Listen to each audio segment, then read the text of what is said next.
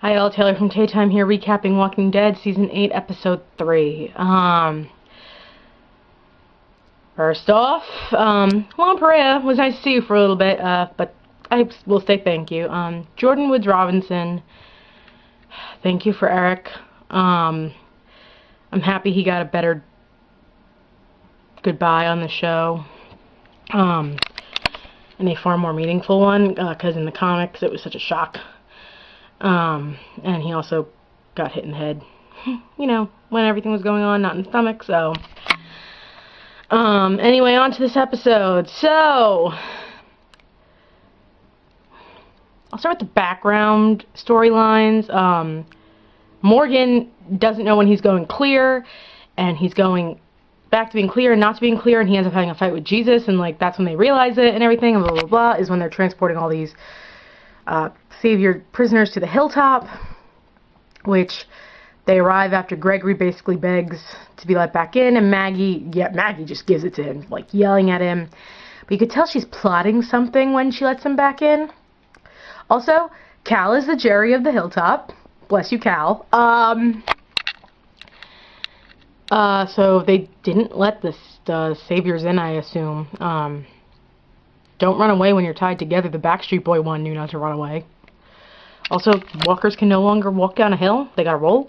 I was like, whoa, they're really deteriorating. Then came the Kingdom, which they were sneaking up, killing people right and left, but then, the weapon that I will go back to, ends up not working out in the end, and a tweet that I made about everybody going and protecting the king got like 500 likes and like 200 retweets. Holy smokes. By the way, Jordan Woods Robinson, thank you for liking my tweets. Then came the two more important storylines.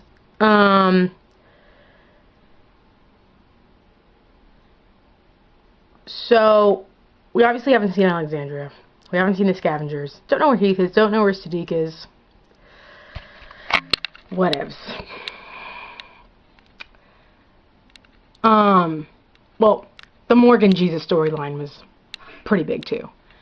But, obviously Eric's death, it was a through and through shot, but obviously in today's world it's not going to help if he can't get there right away. And Ross Marquand and Jordan Woods Robinson, holy smokes, you broke my heart. That was a brilliant scene. I'm so happy they got to say goodbye, unlike in the comics. Well, it wasn't really a goodbye, but they at least got to say stuff, unlike in the comics. So then, leaves Eric by a tree, and during this whole time, Rick is still holed up with Morales, whom, now I was not expecting this, my dad was. I wasn't expecting Daryl to come up and kill Morales with one of his arrows. And, like, Rick was like, you know who that was? And he was like, yeah, I don't care. Love it, Daryl.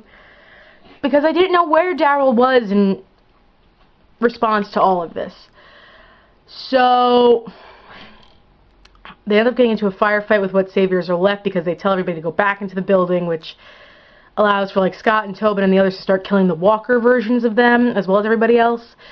And it turns out they're in the elevator trying to get to Daryl and Rick, blah, blah, blah. So finally Rick shoots off a fire extinguisher. I could not think of that word for a second. Fire extinguisher. And that's how they end up throwing some of them down the elevator shaft in, like, the Tower of Terror version of the zombie apocalypse. And then,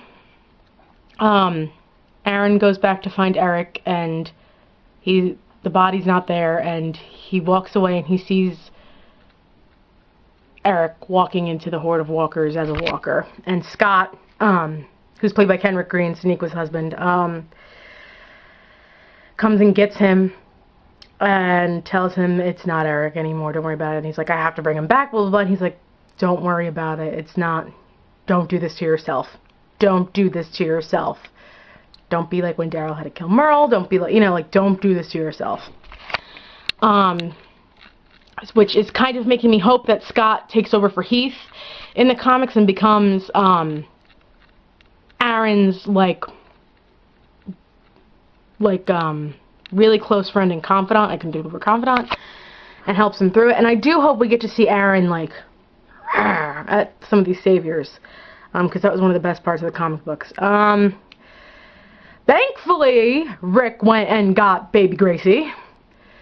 And he's like, I don't know what to do with her. And Aaron's like, let me take her. Which, just in general, anybody taking anybody in a car, like a baby with no car seat? Blech. And he's like, no, I'll take her to the hilltop. That's where Eric and I were going anyway. Let me take her. And Rick's like, well, her name's Gracie. And like, he's like, okay. And I'm like, I hope Aaron becomes her surrogate father, and I hope they make it there in one piece. I think for the sake of Eric, he will take Gracie there in one piece. And then everybody's left. I also hope somebody went with Aaron, like, to hold said baby in said car. Scott, Tobin, anybody?